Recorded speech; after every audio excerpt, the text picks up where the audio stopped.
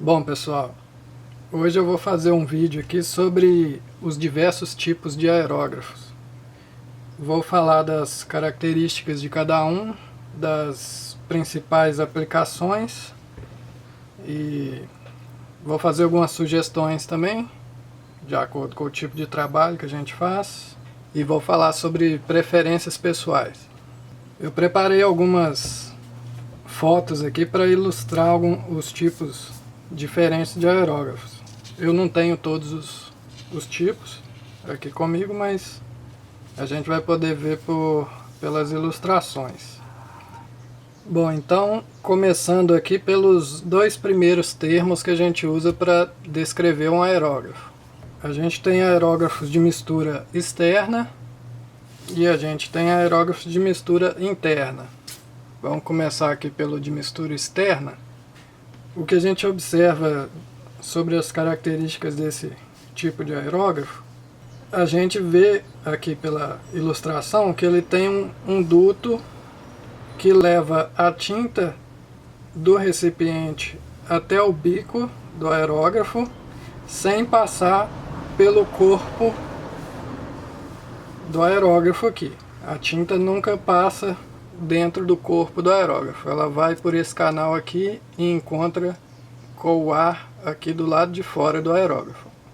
A gente tem o duto de ar que vem por baixo aqui, passa por dentro do corpo do aerógrafo e encontra com a tinta lá no bico. Essa aqui é a característica do aerógrafo de mistura externa. Eu tenho um exemplo aqui de um aerógrafo que eu tenho. Um amigo me deu esse aerógrafo aqui.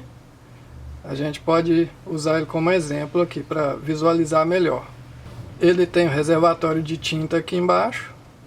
A gente observa aqui que ele tem o duto de tinta que passa por fora do aerógrafo e ele vem sair aqui no bico. E a gente tem o duto de ar que entra por aqui, passa dentro do corpo do aerógrafo e encontra com o bico da tinta aqui do lado de fora. E aqui a gente forma o spray a partir daqui, né? Eu não vou entrar em detalhes de como é o funcionamento do aerógrafo, de fazer o spray de tinta, que eu vou deixar isso para os próximos vídeos. Então aqui a gente já observa um aerógrafo de mistura externa.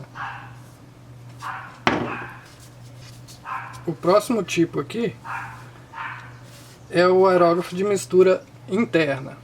Pelo menos é o que a gente chama de mistura interna. Que é o seguinte. Aqui tem a entrada da tinta. Ele tem aqui o reservatório de tinta, que não está aqui nessa ilustração, né? Pode ser um copinho ou uma garrafinha. E a gente vê que o canal de tinta ele entra no corpo do aerógrafo antes de sair aqui no bico. Ele tem um duto de tinta que passa por dentro do corpo do aerógrafo. A gente vê o duto de ar aqui, que tem o canal dentro do aerógrafo também, bem parecido com o outro modelo. Essa aqui é a característica que a gente vai ver na maioria dos tipos de aerógrafo que a gente trabalha hoje em dia. Por exemplo, um aerógrafo desse aqui, ele é um aerógrafo de mistura interna. Ele tem o copo em cima. A gente pode ver que a tinta desce, entra por um canal aqui dentro do aerógrafo, passa por dentro do corpo do aerógrafo e sai aqui no bico. E o duto de ar passa por aqui e sai aqui no bico também. Então esse aqui é um aerógrafo de mistura interna. Agora eu vou fazer uma ressalva sobre esse termo, que ele é um termo meio usado de forma errada, né? É um termo comum na descrição de aerógrafos, mas o que a gente observa é que mesmo esse aerógrafo que a gente chama de mistura externa, a mistura acontece aqui no bico. A mistura acontece do lado de fora, né? Então, exatamente, mistura externa. Agora este aqui, que a gente chama de mistura interna, a mistura da tinta com o ar, na verdade ela não acontece dentro do aerógrafo. Esses dois canais aqui são separados. A tinta não se mistura com o ar dentro do corpo do aerógrafo, ela só se mistura com o ar quando ela sai do aerógrafo, do lado de fora, da mesma forma que o outro modelo. Mas mesmo assim, é um termo comum de se usar, mistura interna. Então é só uma ressalva, não é para causar confusão nem nada, mas é uma coisa interessante que eu acho que é um termo usado de forma errada. Mas tudo bem, né?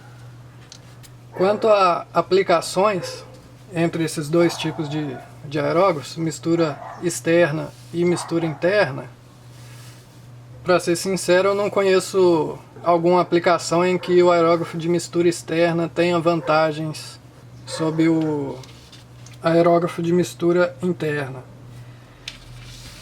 Talvez apenas em questão de custo da ferramenta, que seja bem mais baixo. Por exemplo, um aerógrafo desse tipo aqui é um aerógrafo de baixíssimo custo. Então a gente vai sempre em direção dos aerógrafos de mistura interna, para a maioria dos casos que a gente vai usar. A segunda característica que a gente observa nos aerógrafos é se ele é de ação simples ou de ação dupla. Então aqui, começando pelo aerógrafo de ação simples, é também usado o termo aerógrafo de ação única. Nesse tipo de aerógrafo, você só tem uma ação aqui no gatilho. Quando você pressiona o gatilho, você já vai ter o seu spray de tinta. Ele vai acionar o ar e a tinta ao mesmo tempo. Eles têm normalmente aqui atrás um ajuste para controlar a quantidade de tinta que você quer que ele libere aqui. Então você tem um controle aqui que você vai aumentar um pouco ou diminuir o spray que ele vai produzir. Você tem que ajustar e usar ele com um ajuste só de spray, né? Você não tem muitas opções com esse tipo de aerógrafo, não. O único aerógrafo de ação simples que eu tenho aqui vai ser esse aqui mesmo, bem mais simples. Você vê que o gatilho dele só tem uma ação, você só pode apertar ele, não pode fazer mais nada. No caso desse aerógrafo aqui, se você quiser regular o fluxo de tinta, você ajusta girando esse bico aqui, que abre e fecha a saída da tinta aqui. Agora, o aerógrafo de ação dupla é o tipo mais usado hoje em dia. Esse aqui a gente tem dois comandos no gatilho. Quando você pressiona o gatilho, você libera apenas ar. Não sai nenhuma tinta. Quando você desliza esse gatilho para trás, você começa a abrir o fluxo de tinta. E esse fluxo é gradativo. Você puxa um pouco o gatilho, você abre um fluxo pequeno de tinta aqui na frente. Quanto mais você puxa o gatilho para trás, maior vai ser o fluxo de tinta. Então, o tempo todo você pode controlar espessura de traço, quantidade de tinta que você quer, tudo aqui no gatilho. Aqui a gente tem um exemplo de um aerógrafo de ação dupla. Aqui então, se a gente só pressionar o gatilho, a gente libera apenas ar. Na medida que a gente puxa o gatilho para trás, a gente libera a tinta. Então, quando a gente está trabalhando com aerógrafo, a gente está sempre ajustando a quantidade de tinta aqui no gatilho. Uma característica que a gente observa, né?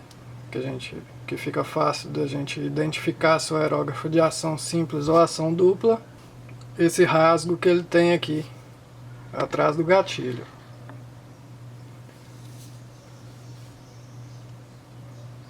Sempre que a gente vê um gatilho que tem esse rasgo aqui atrás, o aerógrafo é de ação dupla, que a gente tem esse recurso de deslizar o gatilho para trás aqui, ó. Se ele fosse um aerógrafo de ação simples, normalmente ele teria o gatilho aqui bem na vertical, e aqui seria um furo, apenas um furo redondo. Seria no caso desse aqui. Você vê que o gatilho dele é bem na vertical, ele não tem essa inclinação aqui não. Bom, agora quanto a aplicações desses dois tipos de aerógrafos, eu não conheço muitas aplicações para esse tipo de aerógrafo de ação simples. Eu não sei de nenhuma vertente da aerografia que esse tipo de aerógrafo seja uma vantagem. Eu acredito que ele possa ser mais usado quando você precisa fazer uma pintura bem simples, como pintar uma peça de uma cor. Não seria para fazer desenhos, para fazer um trabalho artístico, né, com imagens. Eu não vejo ninguém usando esse tipo de aerógrafo não. Inclusive em modelismo, que eles costumam pintar peças, né, partes de miniaturas e tudo, mesmo assim eu não vejo eles usando esse tipo de aerógrafo.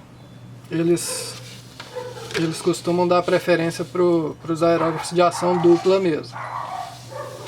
Então é um aerógrafo que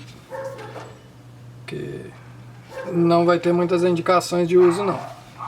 Talvez apenas pelo custo, ele tem um custo mais baixo, porém ele tem muito pouco recurso, né?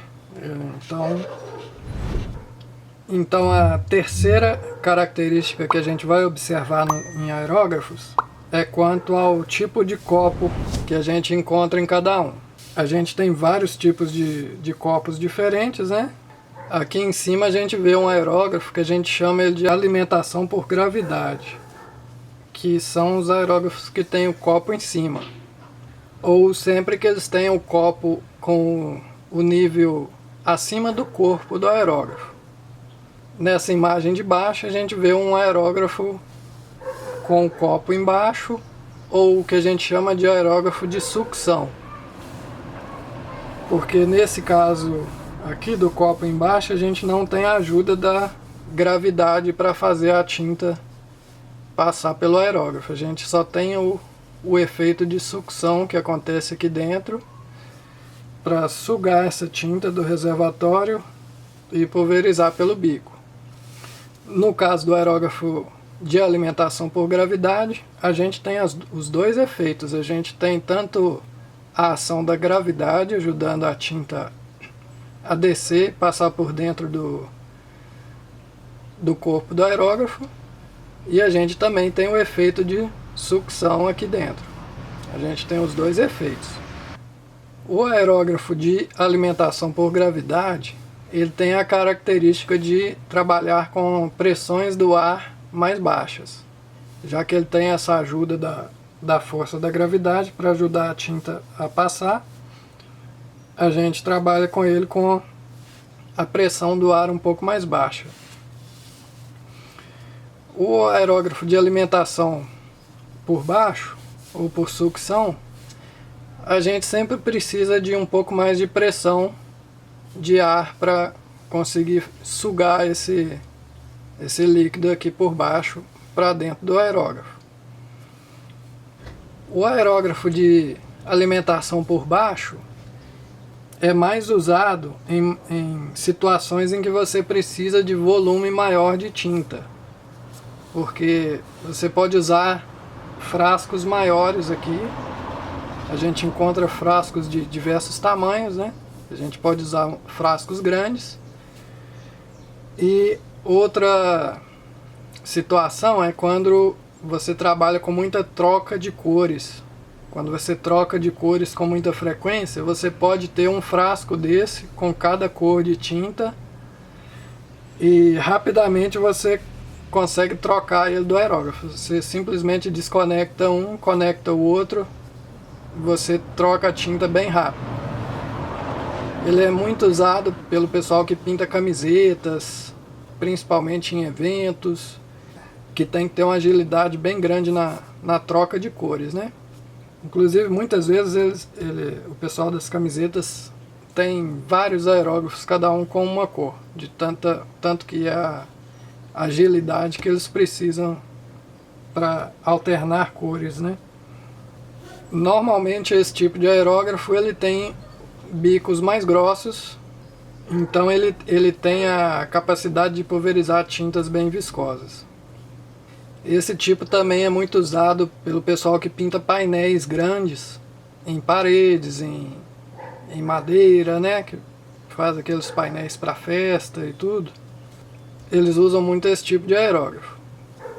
Agora, em ilustrações, em trabalhos menores, né, fotografias, a gente usa mais esse tipo de aerógrafo com alimentação por cima, alimentação por gravidade. Porque normalmente a gente não precisa de tanto volume de tinta, é mais conveniente poder trabalhar com a pressão do ar menor nesse tipo de situação. Normalmente esses aerógrafos têm bicos mais finos para fazer detalhes menores. Costuma ser mais simples de limpar o aerógrafo também. Não é tão simples de trocar a cor, mas no momento que você precisa fazer a limpeza desse aerógrafo, é bem simples nesse tipo de aerógrafo aqui. Agora aqui a gente tem um aerógrafo de alimentação lateral. E agora, esse aqui seria de alimentação por gravidade ou por sucção? Na verdade, esse tipo de aerógrafo ele pode ser dos dois tipos de alimentação. Depende do tipo de copo que você instala nele. Esse copo que a gente está vendo, ele está do outro lado do aerógrafo, mas dá para ter uma noção aqui, né? A gente vê que o tubo nesse copo ele fica bem próximo do topo do copo.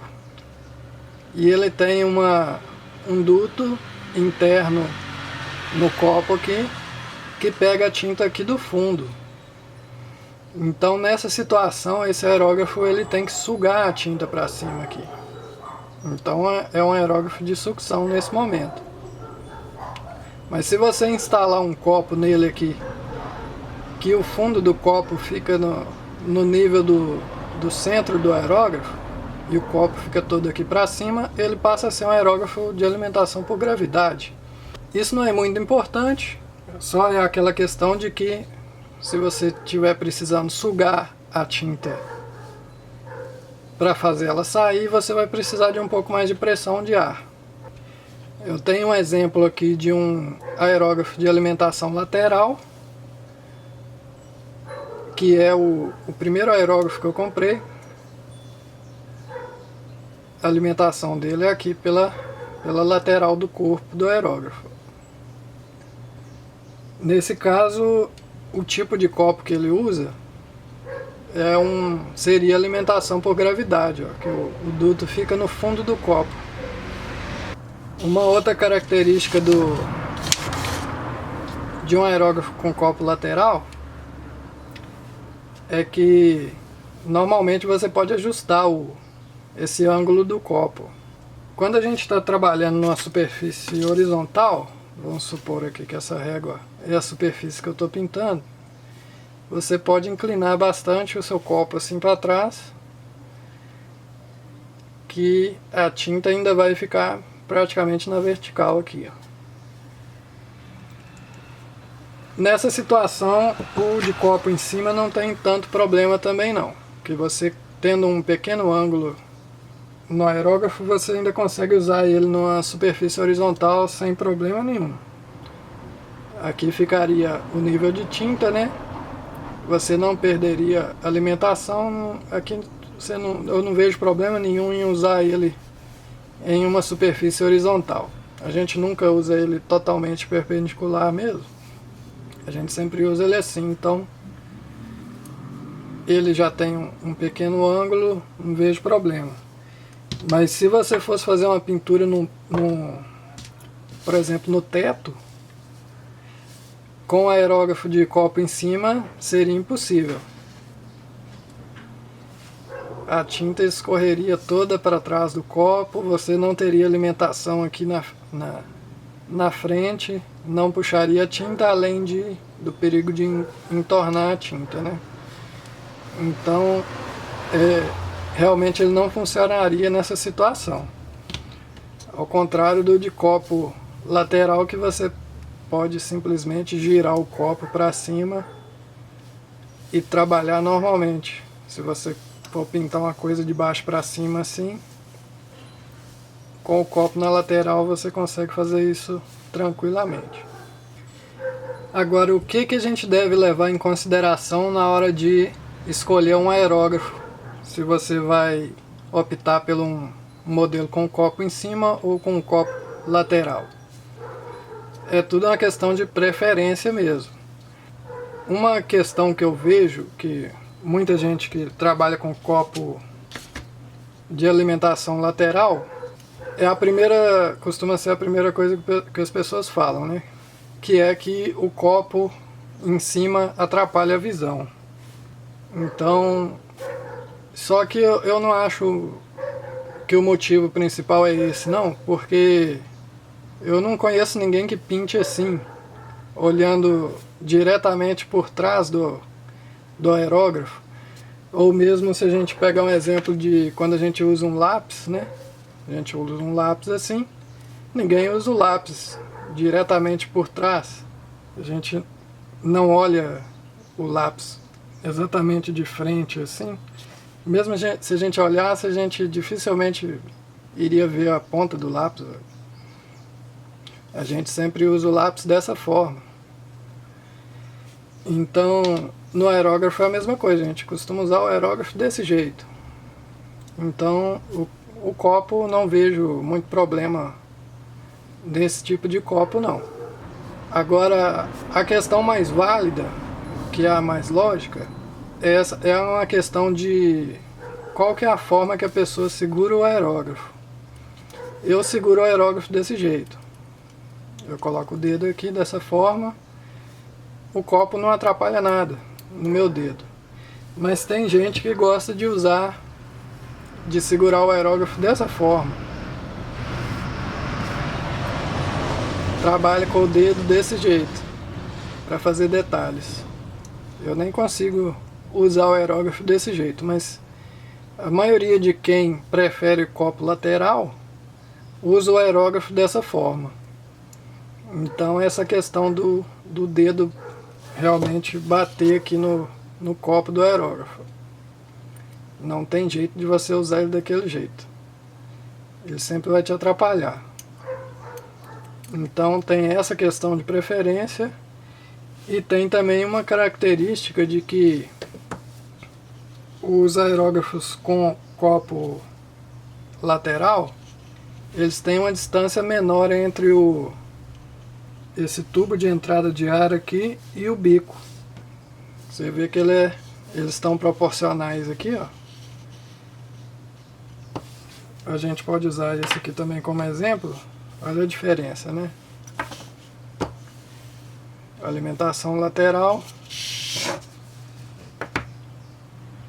e o de alimentação por cima, aqui, com o copo em cima. A gente vê que o bico do de copo em cima é bem mais na frente do que o de copo lateral. Então tem gente que acha que essa distância aqui atrapalha na hora do trabalho. Eles preferem poder ficar com a mão mais próxima da superfície. Então eles optam pelos aerógrafos de copo lateral. Esse é outro motivo pelo qual leva algumas pessoas preferirem o de copo lateral do que o de copo em cima. Alguns modelos de copo em cima são mais compactos do que esse aqui na frente, mas nem tanto quanto os modelos de copo lateral. Realmente eles são menores aqui na frente. Agora eu tenho aqui um aerógrafo tipo gatilho, que a gente chama de tipo de gatilho, né? que é esse gatilho embaixo aqui ao invés do botão em cima, igual esse outro aqui, né? Esse aqui normalmente são aerógrafos que tem bicos mais largos, tem capacidade de produzir jatos de tinta maiores. Normalmente eles têm copos maiores. A gente costuma usar esse tipo de aerógrafo para pintar base, né? Para pintar uma área grande. Tem muita gente que usa esse tipo de aerógrafo para desenhos também em painéis, em parede, porque tem gente que tem dificuldade com esse tipo de gatilho aqui e está mais acostumado com esse outro tipo aqui que é mais semelhante a uma pistola de pintura, né? Então, nessas áreas tem gente que usa esses aerógrafos para desenhos. A gente encontra eles com algumas características diferentes, por exemplo esse aqui que não tem o cabo. Agora eu tenho esse outro modelo aqui que ele tem esse cabo de plástico. Fica mais fácil para segurar o aerógrafo aqui, né? A pessoa ou usa assim com esse dedo, ou muitas vezes usa com esse outro dedo e esse aqui na lateral. No caso desse aqui, que não tem o cabo, não é um grande problema, porque eu sempre uso ele com esse tipo de filtro aqui, que tem um regulador de pressão também, então esse aqui se transforma no cabo desse aerógrafo. Nesse tipo de aerógrafo aqui, a gente vai encontrar também dois tipos de bicos. Esse modelo aqui mesmo, ele vem com esses dois tipos de bico. Esse bico que está instalado aqui no momento, ele é um bico que produz um spray de tinta redondo, normal, igual aos outros aerógrafos, né? Produz aquele jato de tinta uniforme de formato redondo. Esse outro tipo de bico aqui, ele é bem parecido com um bico de pistola de pintura automotiva. Ele forma um jato achatado em forma oval. Eu vou colocar um modelo para vocês na tela aí. Vocês vão ver que ele forma um jato de tinta oval. Ele tem essa característica aqui, que ele tem essas duas pontinhas aqui. Tem dois orifícios, um orifício em cada uma dessas pontas, que ele sopra o spray de tinta, ele sopra ele dos dois lados, aí ele faz um achatamento nesse spray, transformando o formato redondo do spray convencional num formato oval, que é bem conveniente para pintura de áreas grandes, aplicação de verniz, que é o sistema usado em pintura automotiva, né? Então esse aqui simplesmente você troca esse bico aqui e ele muda completamente a característica do aerógrafo aqui, ó. Ele transforma ele em uma pistola de pintura mesmo.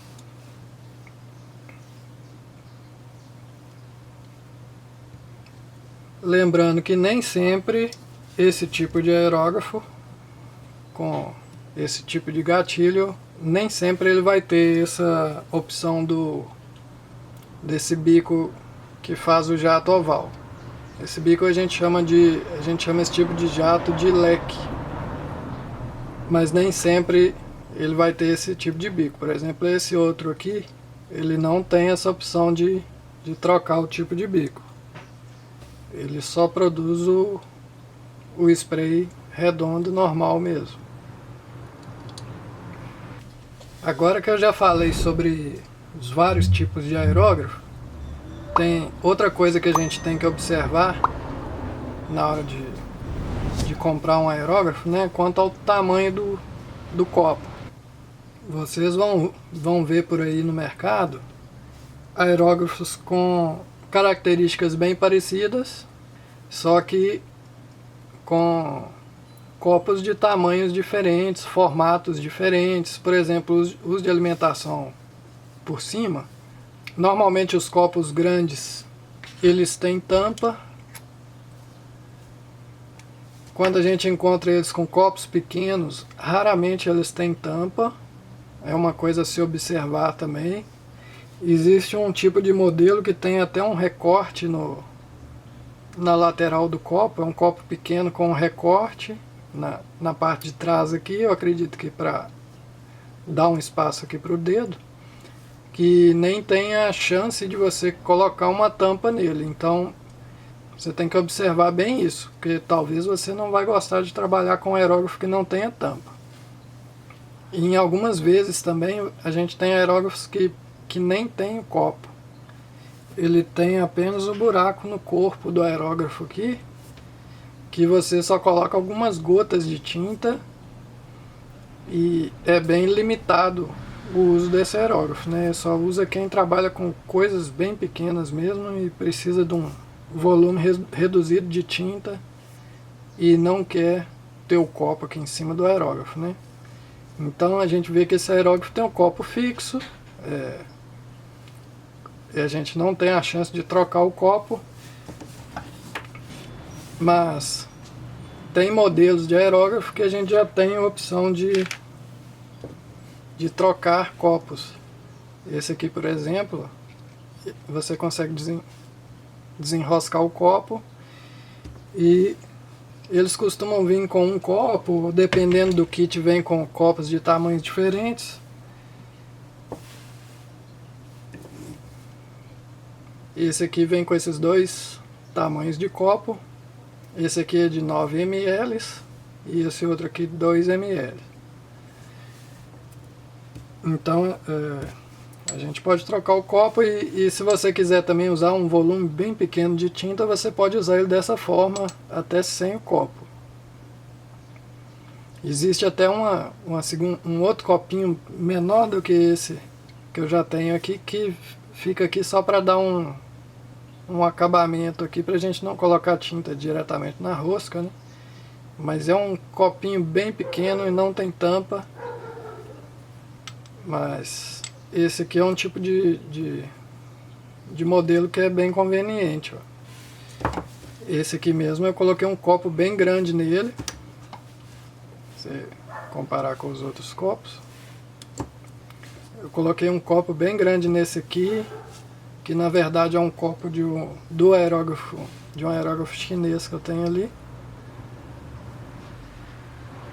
Ele é bem conveniente, principalmente nesse aerógrafo aqui, que é um aerógrafo que ele tem um bico mais grosso.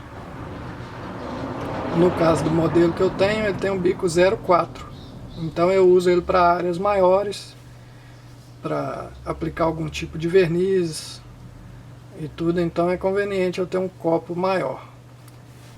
Outra coisa que a gente observa também nos aerógrafos é que alguns deles têm uma válvula aqui embaixo e outros não tem. Isso aqui é basicamente uma válvula de ajuste de fluxo de ar. Você ajusta aqui o fluxo do ar, bem conveniente. Você tem esse ajuste sempre à mão aí, você consegue ajustar ele durante a pintura. Funciona muito bem nos aerógrafos que são de qualidade boa, né? Não é problema nenhum quando você tem um aerógrafo que não tem essa válvula. É uma questão de preferência mesmo. Porque a gente sempre pode usar uma válvula desse tipo aqui que fica logo na entrada da mangueira, que faz o mesmo trabalho dessa outra aqui acoplada no aerógrafo. Então não tem muita diferença entre você usar essa válvula ou essa aqui acoplada direto no aerógrafo, não. Então não é um item que precisa ser levado tanto em consideração na hora de escolher um aerógrafo. Agora, outra característica que a gente observa também entre os aerógrafos que a gente vê por aí no mercado, mas que também não precisa ser tão levada em consideração assim, que é a presença desse rasgo aqui na cauda do aerógrafo, que a gente está vendo que esse aqui não tem. Existem várias hipóteses aqui para qual o motivo do aerógrafo ter isso aqui. Eu nunca achei nada muito claro sobre qual que é a função disso aqui, não. Algumas pessoas falam que é porque quando você vai, às vezes, aliviar alguma sujeira que tem que porventura caiu dentro do bico do aerógrafo, você puxa aqui com a mão o conjunto da agulha e com isso você abre mais do que se você estivesse puxando apenas o gatilho, né? Você consegue puxar mais. Algumas pessoas falam que é por isso. Eu particularmente não gosto de usar dessa forma porque acaba avacalhando um pouco o meu ajuste da agulha aqui e tudo, então eu não gosto de usar isso aqui para esse motivo, não. Alguns aerógrafos costumam ter uma peça fixa na agulha, onde você consegue soltar aqui a trava da agulha e consegue retirar a agulha aqui por trás sem ter que tirar a cauda do aerógrafo. Eu não tenho nenhum aerógrafo que tenha esse sistema, mas eu acabei fazendo nos que eu uso com mais frequência aqui, que eu consigo afrouxar aqui e puxar a agulha por trás sem ter que tirar a cauda. Então ficou bem conveniente esse sistema que eu fiz aqui, então eu achei uma função para esse rasgo aqui na lateral. Existem outras versões aí, mas nada muito relevante e nada muito que você tenha que levar em consideração na hora de comprar o aerógrafo. Não vai te fazer falta praticamente nenhuma essa abertura aqui na cauda. Você pode simplesmente tirar o cabo e soltar a sua agulha aqui. Outra coisa que a gente observa aqui é que esse aerógrafo tem essa pecinha aqui atrás e esse outro aqui não tem nada. Essa peça que a gente tem atrás do aerógrafo aqui, ela é simplesmente um limitador para o curso do gatilho. Se a gente observar aqui mais de perto, a gente vai conseguir ver por nesse aerógrafo que tem a janela na cauda aqui. Você vê que essa peça aqui é uma peça única, né? Que ela vai aqui de trás do aerógrafo e a gente vai conseguir ver a ponta dela aqui dentro. Quando a gente puxa o gatilho para trás, a gente vê que esse conjunto vem junto com a agulha. Então você simplesmente aperta aqui, você observa que o gatilho vai andando para frente, porque agora eu consigo puxar o gatilho só até bater ali naquela peça. Então isso aqui é simplesmente um limitador para o curso do gatilho. Essa peça também não é relevante, eu não conheço muita aplicação para ela, eu não sei de outras vertentes da aerografia que as pessoas usam isso aqui. Em aerografia artística, que são os desenhos, os retratos e tudo, a gente nunca usa isso aqui para nada, a gente sempre deixa aberto. Inclusive na maioria das escolas de aerografia, eles removem essa peça do aerógrafo, que é justamente para o aluno não usar ela e ficar mal acostumado. Então, nos meus aerógrafos aqui também a gente vê que a maioria eu removo essa peça, eu não uso ela para nada. Eu imaginei que o pessoal de modelismo, que é o pessoal que pinta as miniaturas, que eles usassem esse limitador aqui, já que eles às vezes pintam peças que são de uma cor só eu imaginei que eles usavam isso aqui para controlar o jato de tinta, né? Para fazer um jato de uma forma só o tempo todo, mas eu já vi comentários deles também que eles também não gostam de usar esse limitador de gatilho aqui. Eu acho que ele seria mais útil nesses aerógrafos de tipo de pistola aqui de gatilho, porque esse tipo de pistola ele produz um leque bem maior e às vezes a gente está pintando uma peça pequena, nesse caso de modelismo, né? Então seria conveniente limitar o gatilho. Eu acho que nesse tipo aqui seria conveniente, mas se você vê um aerógrafo aí que não tem esse batente, não tem problema nenhum. Você não vai precisar dele para nada mesmo. Inclusive eu prefiro esses modelos mais simples assim, ó. Quanto menos peças sobrando, melhor, né? Outra coisa que a gente tem que observar nos aerógrafos é quanto na verdade a vazão de tinta que eles têm. Que isso, na maioria dos casos, vai ser determinado pelo diâmetro do bico.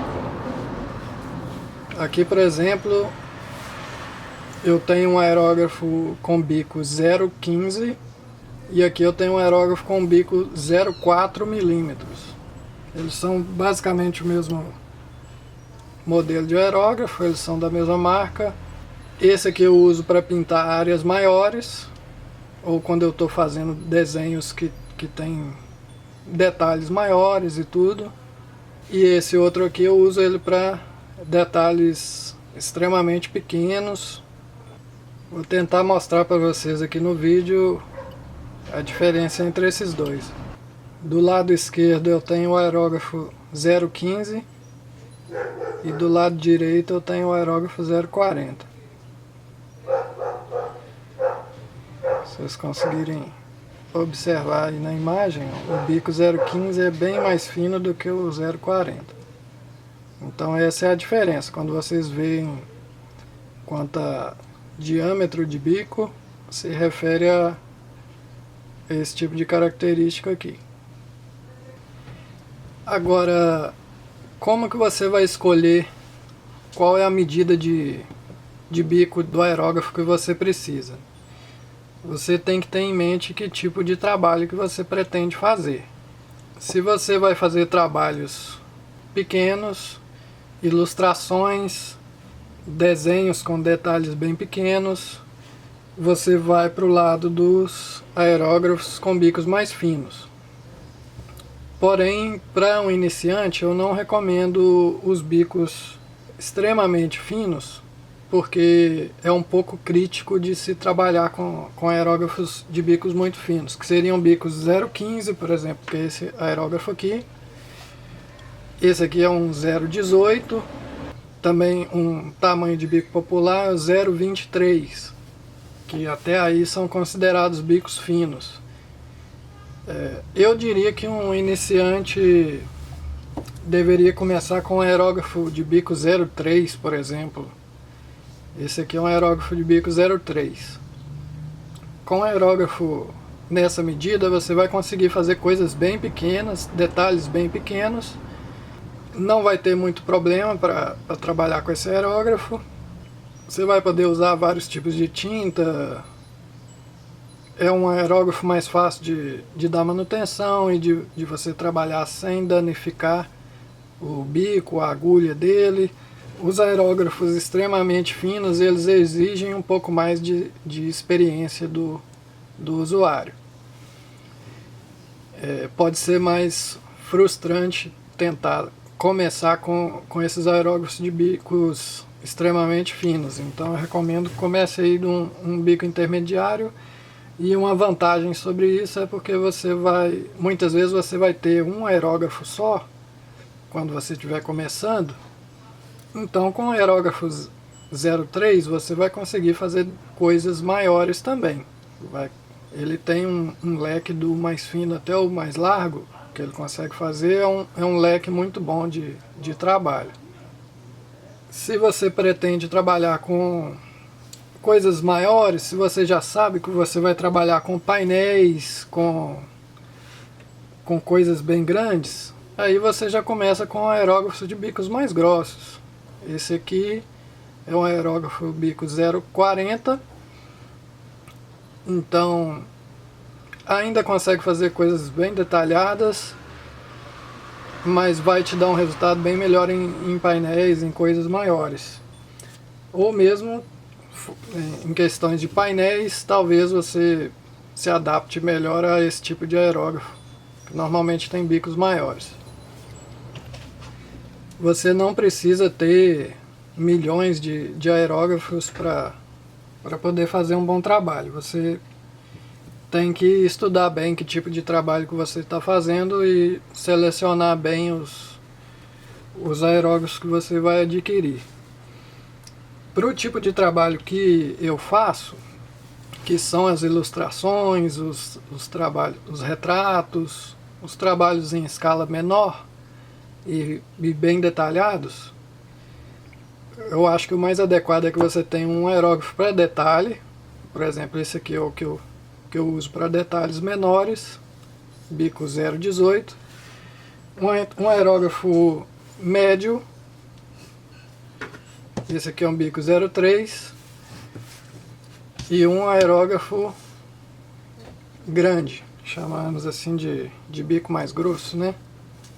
O bico 0,4 aqui, que em algumas vezes você pode substituir esse último já por uma pistola dessa aqui, que no caso você vai usar para pintar fundos, aplicar algum tipo de verniz e tal.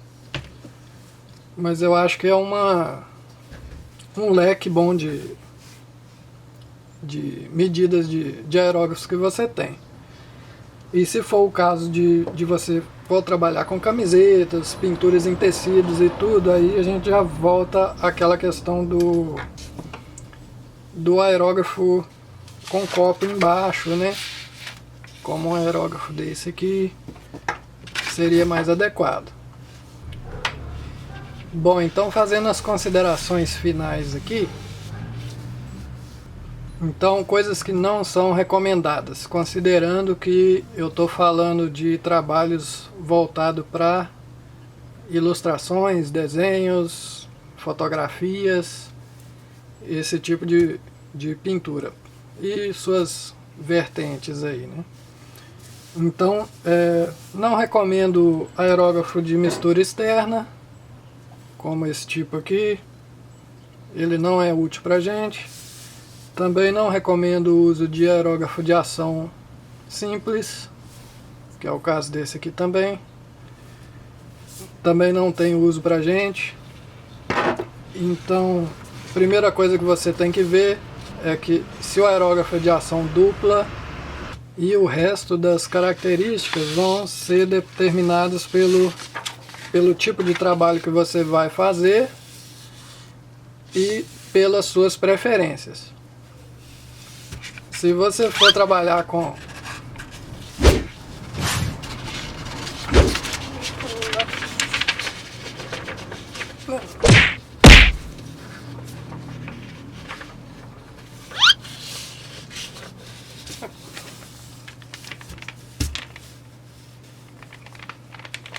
Bom, se você for trabalhar com...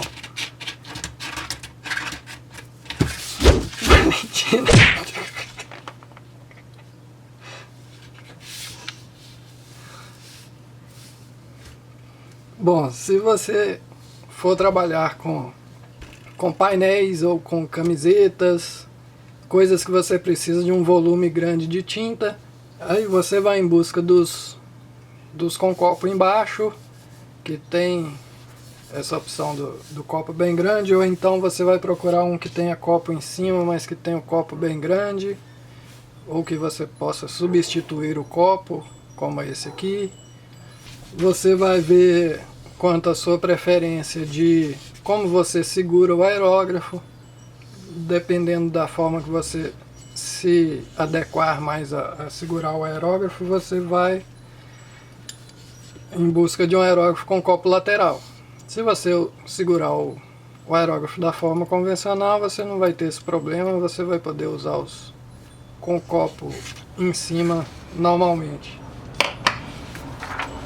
Aí, dependendo da dimensão do trabalho que você for fazer, você vai usar um aerógrafo de bico muito fino, ou um bico mais grosso, ou se você está começando e quer experimentar vários tipos diferentes de trabalho, eu recomendo que você compre um aerógrafo intermediário, que teria um bico aí 0,30, 0,35. É uma ótima medida para começar. Então é isso. Espero que esse vídeo tenha sido útil. E no próximo vídeo eu vou me aprofundar mais sobre o funcionamento do aerógrafo em si. Então fiquem de olho aí que daqui a pouco tem outro vídeo falando sobre o funcionamento do aerógrafo e falando em detalhes sobre isso. Então até o próximo vídeo.